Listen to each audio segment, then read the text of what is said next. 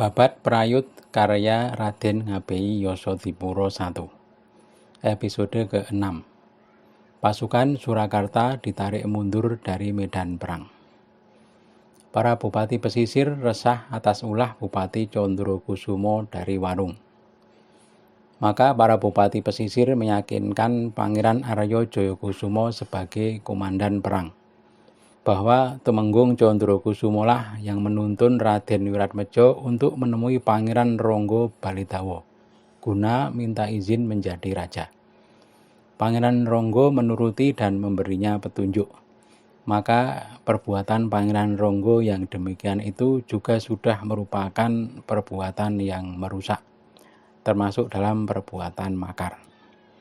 Pangeran Arya Jayakusumo membalas surat 6 bupati pesisir dengan mengatakan bahwa bukan pekerjaan mereka mengurusi masalah itu. Tugasnya hanya ikut berperang saja. Sebaiknya para bupati menjauhi tindak jahil dan berprasangka buruk. Surat dari Pangeran Arya Jayakusumo diterima dengan perasaan kurang nyaman oleh para bupati. Apalagi himbauan agar menjauhi tindak jahil dan mencari kesalahan teman membuat perasaan bupati tidak puas.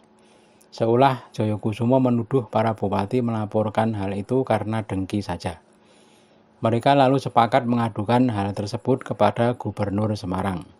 Sekalian jangan tanggung melaporkan karena mereka memang merasa tidak bersalah dan apa yang mereka tuduhkan sudah nyata-nyata terbukti. Juga akan dilaporkan salah satu perilaku Panglima dari Surakarta, yakni Pangeran Pakuningrat. Di medan perang dia hanya bermain dadu dan tidak mengawasi musuh. Dalam surat kepada Gubernur Semarang, para bupati mengadukan bahwa penguasa Grobogan dan Jogorogo melindungi musuh. Tumenggung Condrokusumo di Warung dengan tanah garapan 2.800, seorang bupati Cangkok Nagoro malah ikut-ikutan Raden Wiratmadja. Dia adalah sepupu Bupati Grobogan. Terserah Kumpeni dalam mengambil tindakan. Gubernur sangat kaget mendapat laporan 6 bupati pesisir. Gubernur lalu mengirim 3 surat. 1 surat untuk Sang Sultan di Jogja, 2 surat ditujukan ke Surakarta untuk Sang Raja dan Adipati Mangkunagara. Surat yang dikirim ke Jogja isinya meminta Bupati Grobogan yang telah bertindak angkuh melindungi musuh negara. Ulah Bupati Warung yang ikut-ikutan Wiratmadja pasti atas dukungan Adipati Grobogan Raden Suwanti. Setelah membaca surat, Sultan sangat marah. Dadanya seolah dilempar batu sebesar kelapa.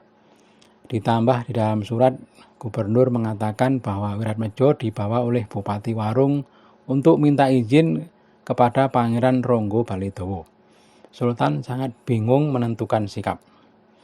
Sementara itu, surat ke Surakarta sudah diterima oleh Sang Raja. Dalam surat, Gubernur mengatakan bahwa satu punggawa Surakarta melindungi Ibu Wiratmadja. Juga ada Panglima yang hanya bermain dadu. Sunan dimohon agar menjatuhkan amarah kepada Panglima tersebut. Surat yang ditujukan ke Mangkunagaran berisi hal yang hampir sama. Gubernur minta agar Pangeran Mangkunagara memarahi sang adik Pangeran Pakuningrat yang di medan perang hanya bermain dadu. Juga sering berselisih dengan Tumenggung Arung Binang. Setelah membaca surat, Pangeran Mangkunagara dengan gugup segera menghadap Sang Raja. Sang Raja berkata, "Kanda, sebaiknya kita kirim Tumenggung Brojomusti untuk memanggil para punggawa pulang." Pangeran Mangkunagara berkata, "Benar, Dinda, Tumenggung Brojomusti sebaiknya membawa pasukan mancanegara. Juga sekalian Tumenggung Arung Binang diberi perintah untuk membawa Sironodipuro." Sang Raja segera memerintahkan Brojomusti membawa surat dan pasukan mancanegara ke medan perang. Dari mancanegara, para Tumenggung hanya membawa sedikit prajurit. Setiap Tumenggung tidak lebih dari 30 orang. Singkat cerita, Brojomusti sudah sampai di medan perang Bluro.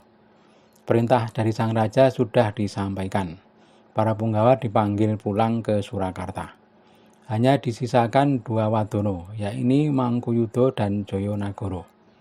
Ki Mangkuyuda yang ditunjuk sebagai panglima, Jayanagara sebagai pembantu. Mereka diserai untuk mengatur para bupati mancanegara yang tersisa. Untuk sementara mereka berjaga di sebelah barat gunung. Adapun di timur gunung, yakni di Kediri, selalu diganggu oleh Pangeran Singosari. Di Kartosuro, para punggawa yang dipanggil pulang sudah tiba di Kepatian. Adipati Mangkupraja menyambut mereka. Ki Tumenggung Ronodipuro langsung ditangkap dan dipasung. Semua miliknya kemudian dijarah. Pangeran Pakuningrat dan Tumenggung Arung-Pinang langsung dipanggil menghadap sang raja. Sang raja berkata kepada Pangeran Pakuningrat, "Kanda, mengapa perjalanan Anda sampai mendapat cela oleh Kumpeni? Anda sembrono dan lalai dalam tugas. Hanya terlena main dadu dan abai terhadap musuh. Sampai-sampai didahului para bupati pesisir dalam menghadapi musuh." Pangeran Pakuningrat hanya diam tertunduk dan meminta maaf. Sang raja kemudian berpaling kepada Arung-Pinang. "Arung-Pinang, bagaimana engkau sampai seperti ini kelakuan pasukanmu? Engkau pernah aku tunjuk menjadi panglima perang selama sewindu dan melawan musuh besar. Mengapa menghadapi hal kecil seperti ini sampai lalai?"